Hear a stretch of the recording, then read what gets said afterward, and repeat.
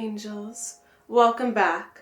Today I want to talk about everything that I read in January and then everything that I plan to read in February. But while I do that, I am going to be working on some hand sewing. Now, you can see here, this one is not as done as this one. I ran out of the rhinestone sheets that I need, but I can do the trim in the meantime. I chose this trim because these ruffles reminded me of those big tulle lace collars that a lot of clowns wear, and so I thought it would be fun to put along the top.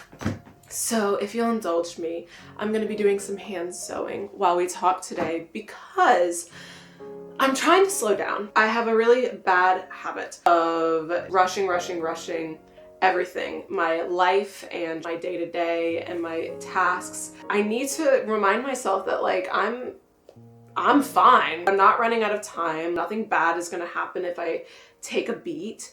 And so I'm trying to remind myself by doing some hand sewing. And on top of that, I love art that you make by hand. Obviously, I'm a writer. That is my vocation. That is what I adore. With writing, I have everything in my imagination and I make it real by typing it out and putting it into language that everyone else can read and share in. But there's just something so special about working on a project that comes to life underneath your hands. This started off as a cheap little Amazon corset that I had bought for a costume a long time ago. I was just sitting in my drawer, lifeless, and I wanted to make it into something that I actually wear. So to think it started off from that, and this is the progress that we're seeing on that, there's just something so wonderful about that. Things that start from nothing or start from scraps, ingredients, and turn into something, that's truly magical. So while I am talking to you today, I would love if you pulled out something of your own that you're working on and you did a little craft with me. And if you're not working on anything, pull out some loose leaf and doodle. I just would love for you to do something with your hands today while we chat and we talk about books. Let's get into it. If you don't know who I am, my name is Daphne. I am a writer, artist, performer here in New Orleans, and I love books. And so that's what I talk about on this channel. That's what we're doing today, is I'm giving you a little update on my January reads. Now you'll see I mentioned in my New Year's vlog what I was planning on reading in January. I went a little off course, but that's just life. So, and I got a little knot. Again, that's just life. That's sewing. You're always gonna end up with a knot in your thread when you're sewing. There we go. Perfect. All right, let's get into it. I moved my camera. Oopsie. Oh well. So the first thing that I read which I actually can't find it, which isn't great. The first thing that I read is As You Like It by Shakespeare because I got cast as Celia in that play. It's very fun. It is one of Shakespeare's forest plays, which if you know Midsummer Night's Dream, then you'll know what I'm talking about with forest plays. I find them to be the most bizarre of his entire canon. So let me tell you what happens in As You Like It. I will do my best to sum it up because it is kind of wild. So it starts off with Celia and Rosalind, the Duke. So both of them are daughters of dukes who are brothers, so they're cousins. This is Shakespeare. The family trees, that's not even a complicated family tree. So Celia's father overthrows Rosalind's father, has a coup, and exiles Rosalind's father to the forest. And Rosalind is still in the palace. Her and Celia are like best friends in the whole world. Rosalind's like, my dad got kicked out. It's so sad. And I'm so sad. And Celia's like, girl, get over it. I'm your best friend. Why are you sad when you still have me? And Rosalind's like, because my dad's exiled. And Celia's like, okay, so what I'm hearing is that you don't love me. Which, fair. So they're hanging out. This guy, Orlando, who is Rosalind's love interest, is participating in a fight just to prove that he can. And he wins. And the Duke apparently also hates Orlando's father, who is not related to Rosalind and Celia, but just another noble that this Duke hates. So he's like, I hate you and I want to hunt you down. So Orlando has to run away. He has to go into the forest because this Duke is trying to kill him. Then Celia's dad, the Duke, goes to Celia and Rosalind while they're hanging out and is like, Rosalind, I changed my mind. I also want you gone because I hate you. And Celia's like, excuse me, Dad, that's my best friend. We're not doing that.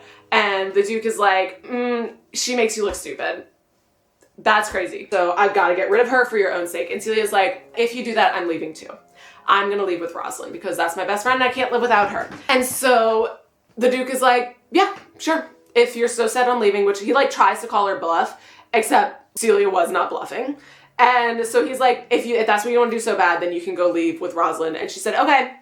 So they packed up all their jewelry and they left. But they were like, we can't just go into the forest being the daughters of the dukes of this city because we're going to get robbed. We're going to dress up in disguises. And so Celia's like, okay, well, what disguise should I be? And she's like, I need to be something so unrecognizable. So I'm just going to be like a poor, dirty peasant. And that's what I'll be. And that's how she's like poor and mean attire. She's like, I'm going to be a poor peasant, ugly. And so then Rosalind's like, I'm too pretty to pass off as a peasant. So I need to be a man. I need people to think that I'm a man because there's no way anyone in that forest would believe I'm a peasant because I'm too gorgeous. And Celia's like, you know what? You're so right. And because it's a Shakespeare comedy, we need one woman in drag. And so Rosalind dresses up like a man. While they're in the forest, they meet Orlando, the guy that Rosalind fell in love with. And he's in love with Rosalind. Except she's not Rosalind right now. She's a man. And so Rosalind comes up with this grand idea to tell Orlando that, you know what you need to do? You need to practice wooing Rosalind so that when you do eventually meet her again, you're gonna know how to get her to fall in love with you. And so I offer myself up as practice. I will pretend to be Rosalind that you don't know is actually Rosalind. I'll pretend to be her. So you can practice loving on me. And Orlando says, you know what? That is an excellent idea. Shakespeare is for the bisexuals, and that's all I'll say. So that's what they do. Orlando is pretending that Ganymede is Rosalind. Rosalind, who is pretending to be Ganymede, is pretending to be Rosalind. Celia's like, you dumb bitch. This can only end badly. A bunch of other shit is happening. People are in the forest hunting them down. The Duke is like, I need to get my daughter back, and also I want to kill Rosalind, and also I want to kill Orlando because I hate them. So he sends Oliver, Orlando's older brother, who hates Orlando, to go kill Orlando. At one point, Orlando promises to come back and see Rosalind, who he thinks is Ganymede playing Rosalind. And instead, Oliver comes, and Oliver is like, I just want to let you know, Orlando's not coming quite yet. He's going to be late because he saved me from a lion attack. Why there is a lion in the middle of a forest in France, don't ask me, ask Shakespeare. But there is a lion attack. While this is happening, Rosalind, who is playing Ganymede, who is pretending to be Rosalind, but right now is pretending to be Ganymede, like faints, and she's like, oh my god. In the meantime, Celia's like, girl, I just fell in love with Oliver. They meet eyes and they're like, oh my god. Like, Oliver's so cute, and Oliver's like, oh my god, this peasant girl is gorgeous, and I love her. So they, like, fall in love with each other, and Rosalind is fainting, and Oliver is like, dude, are you good? Because you're a man. Men don't faint. That's for women. And Celia's like, girl, pull yourself together. So then Rosalind's like, oh my god, what do I do? I have to reveal myself. So then, after Oliver has this change of heart, and he's like, I don't want to kill my brother anymore, him and Celia fall in love, but he still thinks Celia's a peasant girl. So then Rosalind is like, we're gonna fix this. At some point they find her dad, because remember, her dad is also exiled in these woods. They reveal themselves to be Celia and Rosalind to everyone, including Oliver and Orlando, and Oliver's like, oh, thank fuck.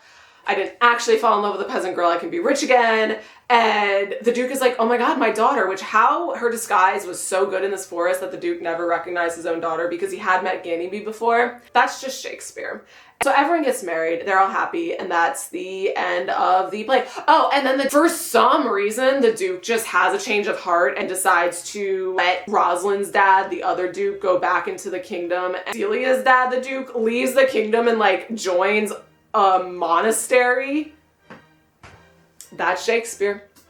So that's As You Like It. That's the first thing that I read because I'm doing a show. Now, I'm a nerd who just likes to read Shakespeare.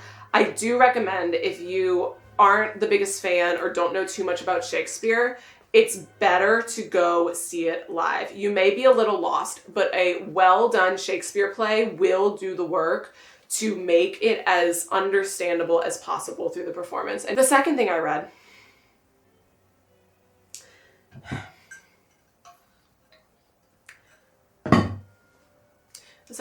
this year,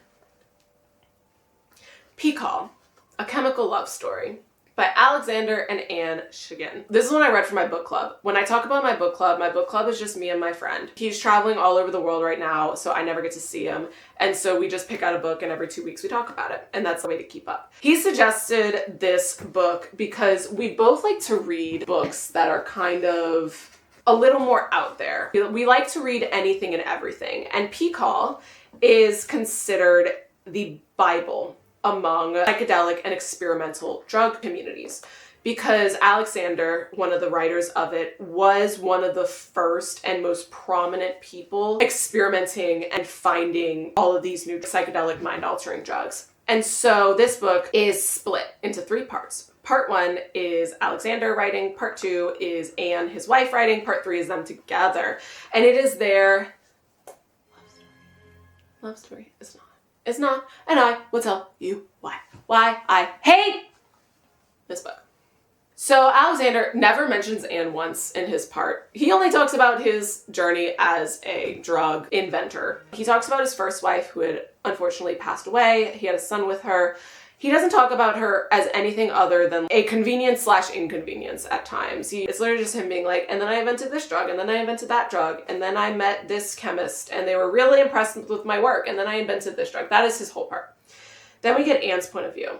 Anne's point of view begins with an actually very lovely description of the very first time she decided to try mind-altering substances.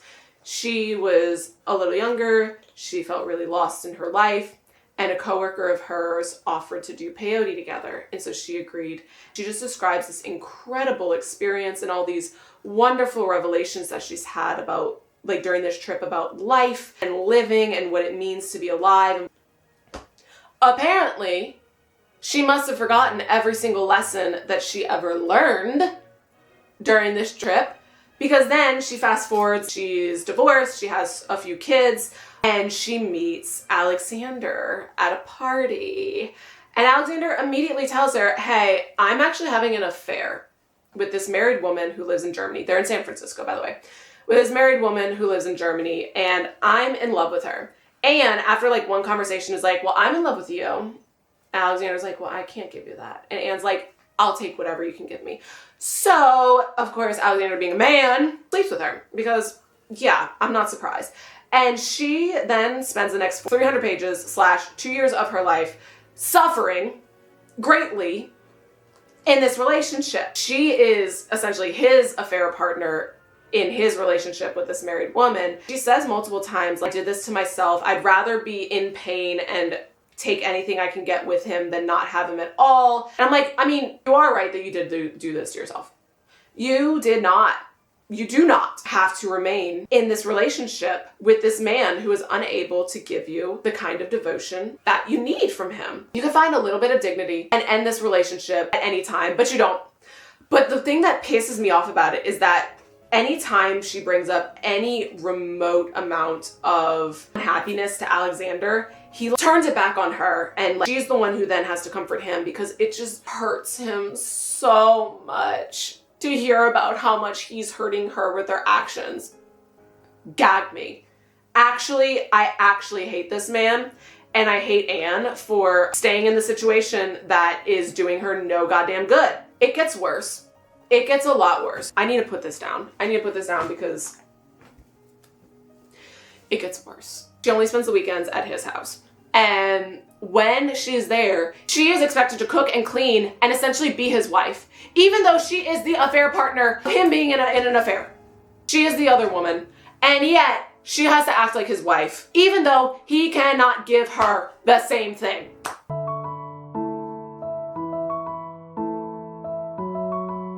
It gets worse. Time goes on. Ursula keeps saying, I'm gonna leave my husband, I'm gonna move in with you, and I'm gonna leave my husband. And of course she never does. Because that's not how that works. So, after the most recent time that Ursula promises to leave her husband and then doesn't, he's all sad and he's all moping. And you know what Anne does? Oh my God.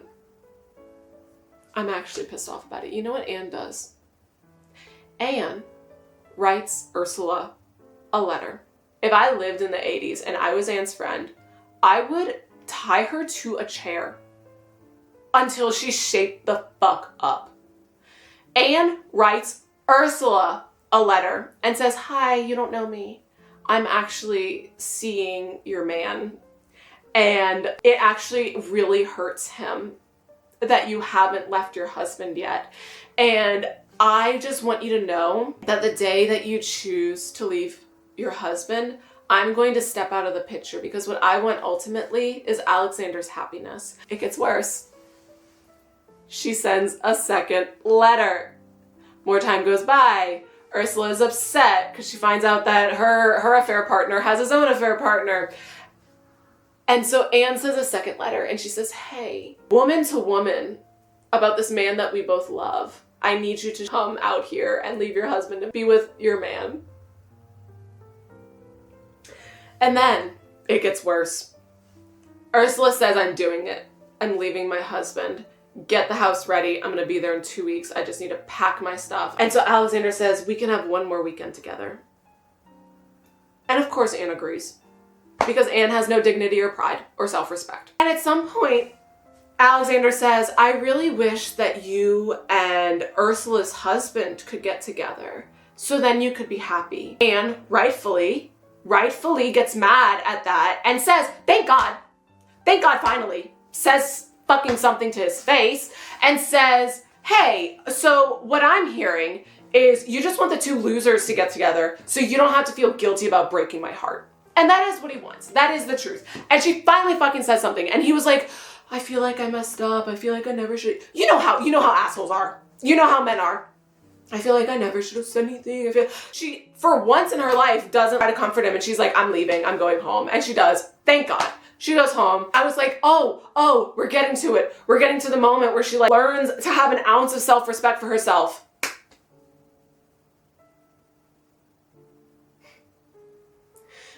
She decides to have another trip while she's at home. And I was like, yay. It's gonna be like the peyote trip. She's gonna have some realizations. Apparently, according to Anne, she hears a voice that says, "Don't harden your heart to Alexander. He's going to need you soon." And you know what she does? She says, "That's the universe talking. That was the universe's voice, and I need to listen to it." So this woman waits patiently for Alexander to call her up, and the inevitable happens, and he says, "Ursula didn't come. And this time, I ended things for good." And you know what this bitch did? She said, "I'm coming over."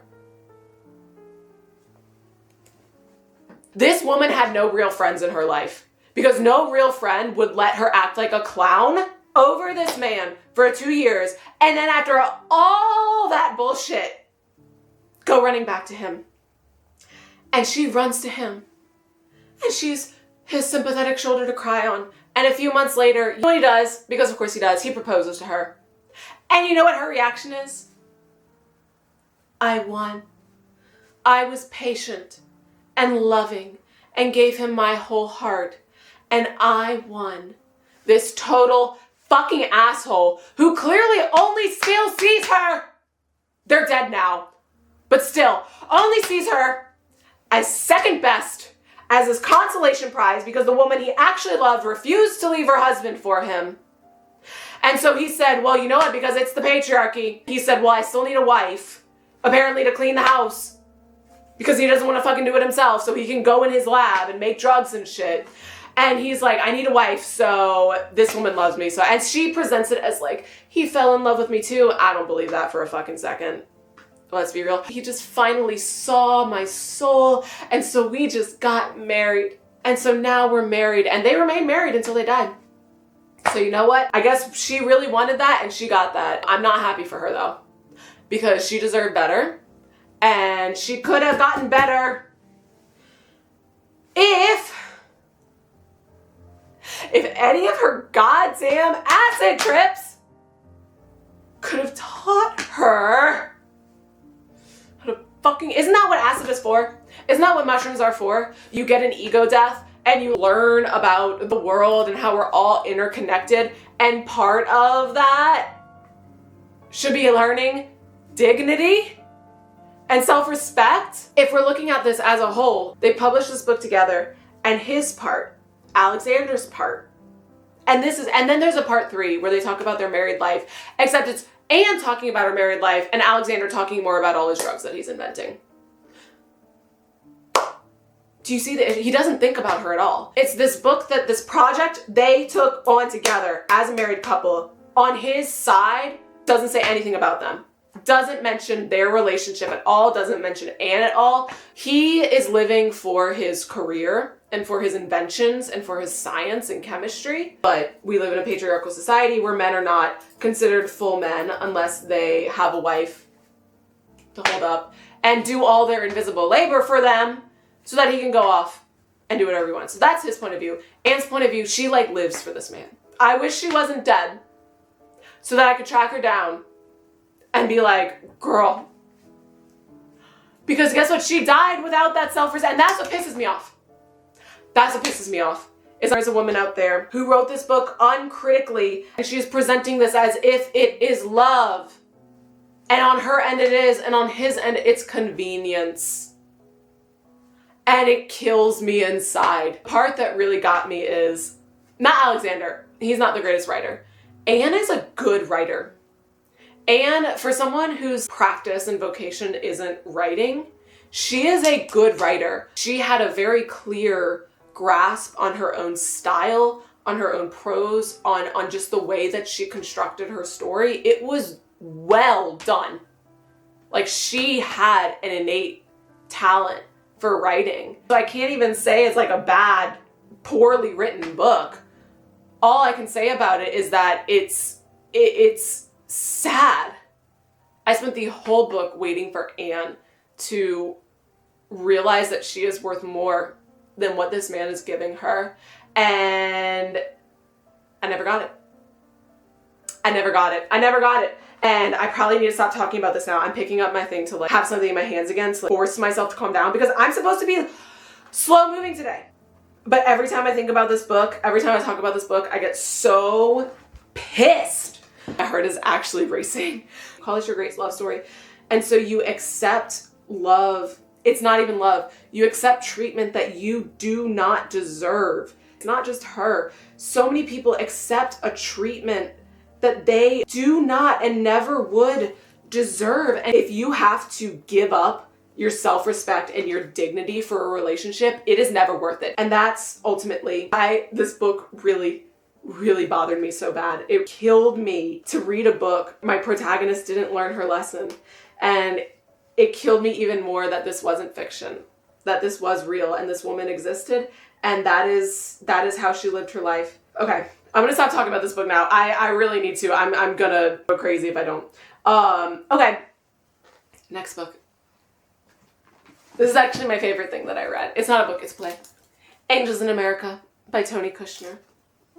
This play, there's something so special about it. It's Angels in America, a gay fantasia on national themes. It just does such a good job of balancing humanity and all of the good parts, all of the bad parts, all the ugly parts of humanity. Suffering under culture can make individuals treat others poorly. I feel like this book did such a good job of illustrating humanity in its truest form, which isn't all good, isn't all bad, isn't all ugly. It is a combination of everything, and people are capable of being loving and kind and also betray and also horrible and ruthless. There's no such thing as a pure person. There's no such thing as a purely evil person.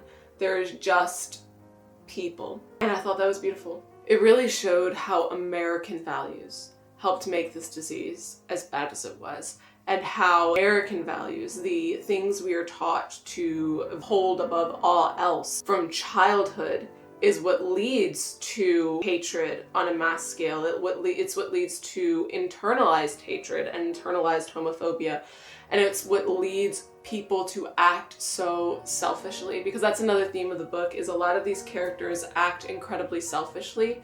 You have Lewis, who is the boyfriend of Pryor. Pryor is the one who is suffering with AIDS throughout this play, and Lewis abandons him because it's just too hard to see his boyfriend so weak, and he doesn't want to take care of him. You have Harper's husband Joe, that's the Mormon couple, who is also a gay man, a lot of internalized homophobia, and you have the way that he's betrayed her and hurt her because he just simply cannot accept himself for who he is. It forces you to witness the loss of dignity and the betrayal and the hurt that happens here. It does end, hopefully, which I think is really important for a play like this, to say that there is resilience and there is hope and there is a better day coming. This is what he says in his own foreword that I really like. This was republished in 2013 is when he wrote this. Time has vindicated some of the play's conflictedly optimistic spirit.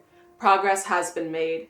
Angels is not teleological, its apocalyptic forebodings notwithstanding. Angels is a hopeful work.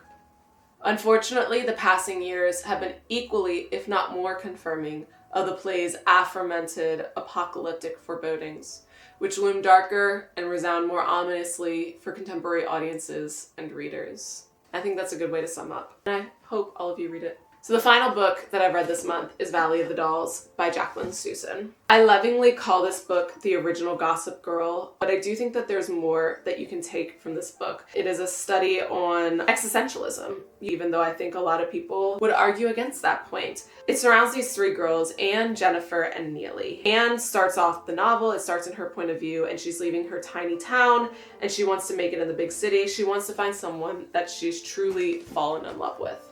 And Neely is younger than her. She's 17 when the book starts, and she just wants to make it as a dancer, as a performer. And Jennifer is known as a great beauty. She is the perfect figure. That is what she's been told her whole life, is that is her only asset. We see how they break down. We see how each of them turn to opiates, prescription pills. And this is starts in the 40s, ends in the 60s. So it really is during the height of the time when housewives and women were taking Adderall to get everything done and Quaaludes to come back down. And so you see their lives start smaller in New York City, all wide-eyed hopefuls. And as they go on, you know, Neely does make it. She becomes one of the most famous performers in Hollywood, but the Hollywood machine just chews her up and turns her from this optimistic, hopeful spirit into this really strung out and pessimistic and vindictive person. And Jennifer, her fate is even sadder. I don't want to spoil it, but her whole life is dictated by her body and her beauty. And when her body fails her, that's it. And for Anne, she does find someone that she loves, but he cannot love her in the way that she needs to be loved. And she just accepts that, and she lives with it, even though it clearly constantly hurts her. And I think my friend put it best, so I'm actually going to read to you what he said. Let's see, because he texted me about this.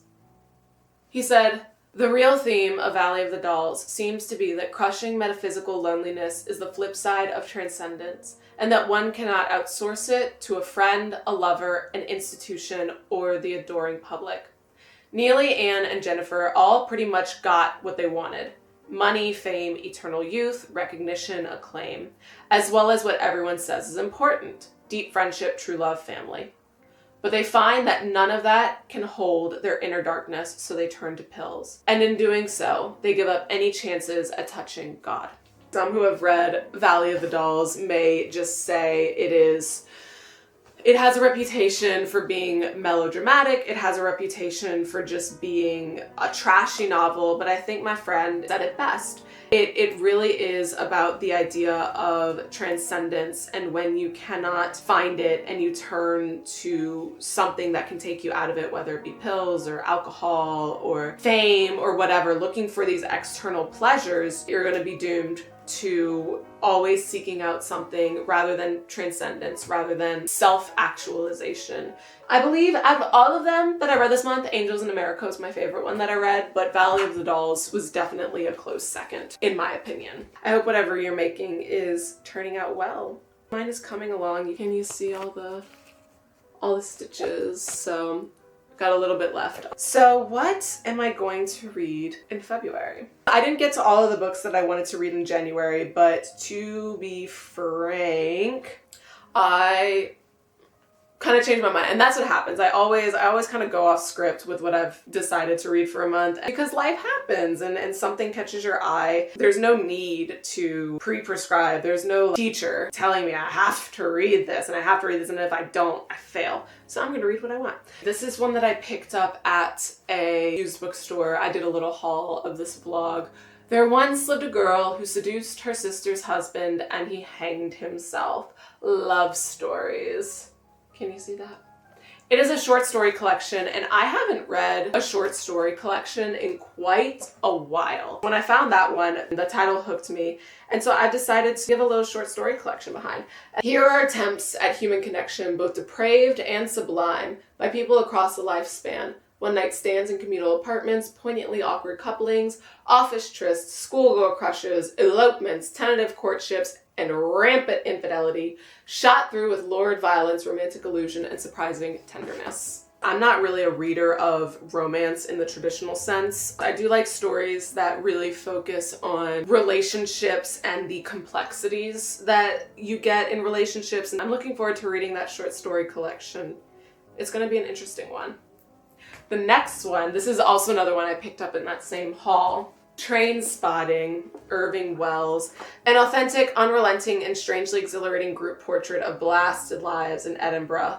As unforgettable a clutch of junkies, rude boys, and nutters as readers will ever encounter. So I've never seen the movie, but I've had a lot of people telling me that I would enjoy it. So when I saw the book in the used bookstore, I decided, well, you know what? I'll give the book a try first, and then I'll try the movie. I tend to prefer to do things that way anyway. And so I thought that that would be the perfect opportunity. I don't know too much about it other than apparently it's right up my alley, as many people have told me. So we'll see what happens. So that's my next on my reading list. This one I am so excited about. Tipping the Velvet by Sarah Waters. I almost don't know if YouTube's gonna let me show you that cover. It was published in the 90s. It is a lesbian love story. Oh my God. Y'all, wait. Sarah, I hope your year is as sweet as your heart is. Happy, happy birthday, 2013, from Lily and Greg. Read this and fall in love. Oh my God. Clearly this book has been very, very well loved. So Sarah, I hope that you did read this book and fall in love. I will take good care of it, and I hope I read this book and fall in love. From what I know of Tipping the Velvet, this is kind of like, oh no, I lost my needle. I found it. Whew, that was scary for a second. This is a book that a lot of people recommend if you're going to be reading queer fiction, and it's set in like the 1800s.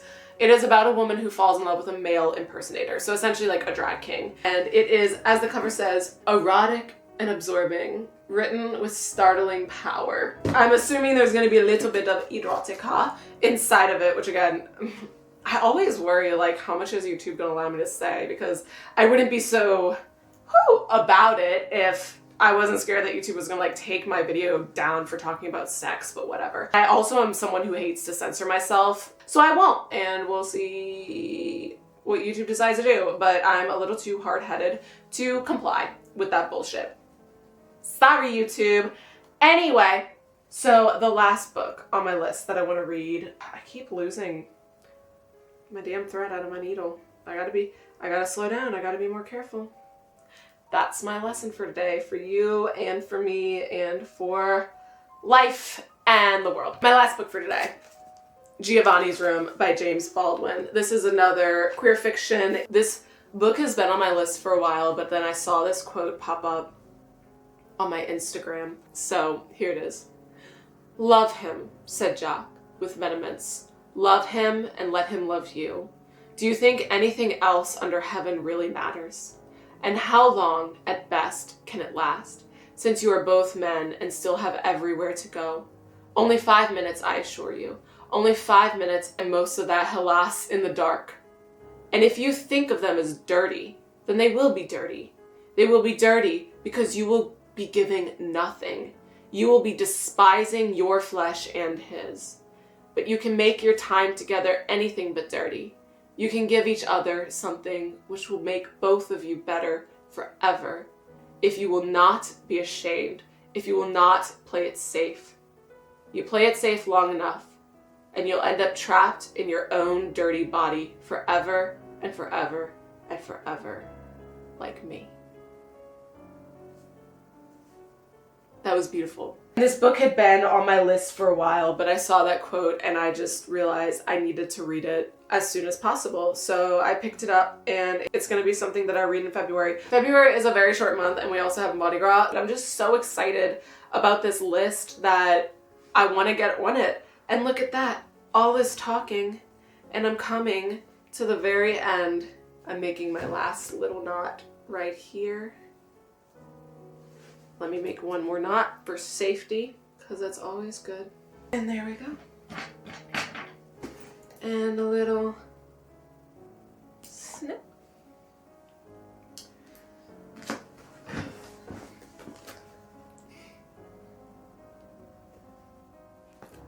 I made all these teeny tiny little bows too to go on.